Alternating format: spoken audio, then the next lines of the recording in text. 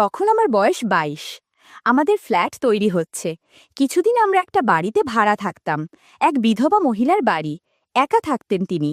আমাকে খুব ভালোবাসতেন আর বিশ্বাস করতেন। আমার ধারণা আমি দেখতে খুব একটা ভালো না, কিন্তু মেয়েরা বলে আমি নাকি হ্যান্ডসাম। জানি না তারা কি দেখে আমার ভিতর। আমি বাড়িওয়ালিকে মাসিমা ডাকতাম। একদিন আমাকে ডেকে বলল, তমাল, আমার এক বোন থাকে মুর্শিদাবাদে, অনেকদিন তার কাছে যাই না, আমাকে একটু নিয়ে যাবে বাবা? বললাম, যাব মাসিমা। রওনা হলাম তাকে নিয়ে মুর্শিদাবাদ। ট্রেন থেকে নেমে থামলাম লালবাগ মাসিমার বোনের বাড়ি। মাসিমার বোনও বিধবা, তার ২ মেয়ে আছে। কেয়ার বয়স ২০ বছর আর জুথি ১৮ বছরের। মাসিমাকে পেয়ে সবাই খুব খুশি। তার বোন তো বকবক করেই চলেছে। কেয়া আর জুথিও কথা বলছে, কিন্তু আর চোখে আমাকে দেখছে। মাসিমা আলাপ করিয়ে দিল, এর নাম কিংসুক, ডাকনাম তমাল। শুনতে পেলাম জুথি বলছে, তমাল না, মাল। কেয়া কথাটা শুনে মুচকি হেসে জুথিকে বলল, চেঙ্গিস খান। মুখে বলল, হাই তমালদা, ভিতরে আসুন। এইভাবে প্রথম আলাপ শেষ হলো। দুপুরে খাওয়া দাওয়া শেষ হলো। বাড়িটা দোতলা। মাসিমার আর্থ্রাইটিস, তাই নিচে থাকেন। ২ মেয়ে ওপরের ২ ঘরে থাকে। আমাকে কেয়া তার ঘরটা ছেড়ে দিয়ে জুথির রুম শেয়ার করল। মেয়েদের ঘরে একটা মেয়েলি গন্ধও থাকে। আমি রুমে ঢুকে সেটা টের পেলাম। কেমন জানি অনুভূতি হলো।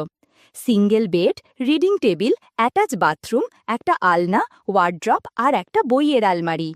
আমি আমার সুটকেস খুলে টাওয়েল আর পায়জামা বের করে বাথরুমে যাব ফ্রেশ হতে।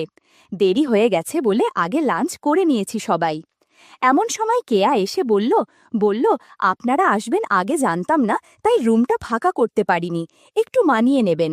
বললাম, না না, আমার কোনো অসুবিধা হবে না।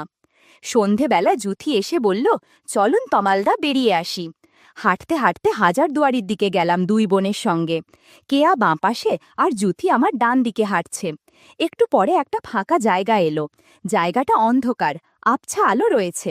অন্ধকারের সুযোগে জুথি আমার ডান হাতটা ধরল। আমার অস্বস্তি বোধ হওয়ায় ও টের পেলেও তবুও হাত ছাড়ল না। কেয়া বলল, তমালদার গার্লফ্রেন্ড কটা? বললাম, নেই। শুনে ২ বোনই হেসে উঠল। বলল, বিশ্বাস করি না। এই রকম কথা বলতে বলতে হেঁটে চলেছি। কিছুক্ষণ ঘুরে বাড়ি ফিরলাম। নিচে বসে সবাই চা খাচ্ছি। কেয়া বলল, আমি ফ্রেশ হয়ে আসি, বলে চলে গেল। আমরা গল্প করতে থাকলাম। কেয়া ফিরল প্রায় ১ ঘন্টা পর।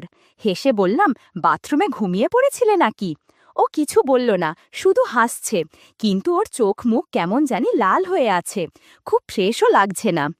আরও কিছুক্ষণ গল্প করার পর আমি উঠলাম রুমে গিয়ে ফ্রেশ হব বলে। রুমে ঢুকে একটা মেয়েলি গন্ধও পেলাম। বুঝলাম ফ্রেশ হতে কেয়া এই ঘরেই এসেছিল। বাথরুমে ঢুকে বুঝলাম কথাটা সত্যি। সালবার কামাইজ আর পাশে ছোট পোশাক ঝুলছে। খুব অবাক হলাম, এগুলো তো ধুয়ে রাখার কথা, আর না হলে ও এখানে রাখবে কেন? নিজেকে সামলাতে পারলাম না, কাপড়গুলোতে পর্যবেক্ষণ করতে লাগলাম।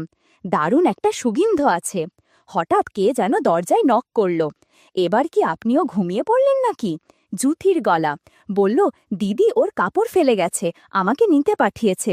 বললাম, আসছি, দাঁড়াও। তাড়াহুড়ো করে ফ্রেশ হয়ে বাইরে এলাম। দেখি জুথি দাঁড়িয়ে আছে। বেরোতে বলল, কি করছিলেন এতক্ষণ? কাকে ভেবে আদর করছিলেন? কান বরম হয়ে গেল। বললাম, ধুর, কি যে বলো। ও কিছু না বলে কাপড়গুলো নিয়ে চলে গেল। এমন সময় কেয়ার গলা পেলাম। বলল, জুথি, তমালদাকে নিয়ে খেতে আয়, ডিনার রেডি। জুথি চমকে উঠে কাপড় ঠিক করে নিল। মুচকি হেসে বলল, ডাকাত। আমার শুকনো মুখ দেখে বলল, আছেন তো কিছুদিন, সব খাওয়াবো, এখন খেতে চলুন। আমি চোখে মুখে জল দিয়ে খেতে গেলাম নিচে। মাসিমার বোন বলল, কোনো অসুবিধা হচ্ছে না তো বাবা? তোমার মেসমশাই মারা যাওয়ার পর ২ মেয়েকে নিয়ে থাকি, যত্ন আত্তি করতে পারি না। ডাল ভাত পেট ভরে খেও বাবা।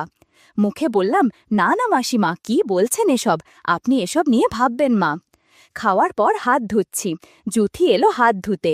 ফিসফিস করে বলল, ছাদে যান, আমি আসছি। আমি হাত ধুয়ে রুমে এসে সিগার নিয়ে ছাদে এসে ধরলাম। মিনিট ১৫ পর জুথি এলো। জুথি বলল, শুনুন, এখন হবে না, রাত এসো, দরজা খোলা রাখবেন, আমি আসব। আমি বললাম, আচ্ছা, আর জুথি মুচকি হেসে চলে গেল। এরপর আমিও কিছুক্ষণ পর ছাদ থেকে নেমে রুমে গেলাম। এতক্ষণে রুমটা ভালো করে দেখার সুযোগ পেলাম। ঘুরে ঘুরে সব দেখলাম। হঠাৎ দেখি বইয়ের আলমারি তার একটা পাল্লা একটু খোলা। প্রথম যখন দেখেছিলাম তখন বন্ধ ছিল মনে আছে, কেউ এটা পরে খুলেছে। অনেক ম্যাগাজিন আছে, আর এক পাশে ছোট ছোট পঞ্জিকা সাইজের অনেক বই। একটা বই নিয়ে খুললাম, নিজের চোখকে বিশ্বাস করতে পারছি না, সবগুলো গল্পের বই। ওরা এগুলো পড়ে ভাবতেই অবাক হয়ে গেলাম। ভাগ্যকে আর একবার ধন্যবাদ দিলাম, ট্যুরটা জমবে ভালোই। বন্ধুরা, তোমরা নিশ্চয়ই বুঝতে পেরেছ কেমন বই। আমি ওপরের একটা গল্পের বই নিয়ে পড়তে শুরু করলাম। গল্প পড়তে পড়তে কিছু কাজও সেরে নিলাম। তারপর জুথির জন্য অপেক্ষা করতে লাগলাম। দরজা হালকা খোলা ছিল, আর লাইট অফ করে চুপ অপেক্ষা করছিলাম। কখন ঘুমিয়ে গেছি মনে নেই।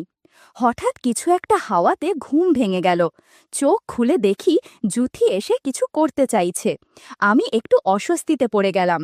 বন্ধুরা, ইউটিউবের কড়া নিয়মের কারণে স্বপ্নে যা দেখেছি তা সরাসরি বলা যাচ্ছে না। তোমরা কমেন্টে দেয়া লিংক থেকে আমার ওয়েবসাইট ভিজিট করো, সেখানে একদম খোলামেলা গল্প দেয়া আছে। সারা রাত কাজ করে সকলে ঘুম ভাঙতে দেরি হলো। 9:30টায় জুথির ডাকে ঘুম ভাঙল। আয় তমালদা, উঠুন, আর কত ঘুমাবেন, দুপুর হয়ে গেল তো। উঠে বসলাম বিছানায়, দেখি জুথি চা আর বিস্কুট নিয়ে এসেছে। আমি ওর হাত থেকে চা নিলাম, সাইড টেবিলে রেখে বাথরুমে গেলাম মুখে চোখে জল দিতে। ফিরে এসে চায়ে চুমুক দিলাম, বললাম, থ্যাঙ্কস জুথি, চাটা খুব দরকার ছিল। জুথি বলল, আজ সারা দিন বাড়িতে কেউ থাকবে না, শুধু আপনি আর আমি। আপনি যা হুকুম করবেন সব করব। আমি চমকে উঠলাম, বাড়িতে কেউ থাকবে না মানে? জুথি বলল, দিদি কলেজ গেছে, ওখান থেকে বন্ধুর জন্মদিনে যাবে, ফিরতে ফিরতে রাত 10টা।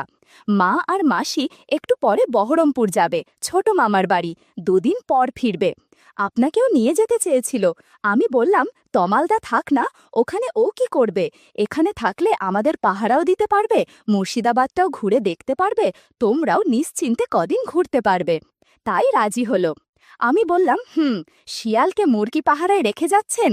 জুথি আর আমি দুজনে হেসে উঠলাম। জুথি বলল, যান, ফ্রেশ হয়ে নিন, ওরা এখনই বেরোবে, ড্রাইভার এসে গেছে। আমি ওকে বলে বাথরুমে ঢুকলাম।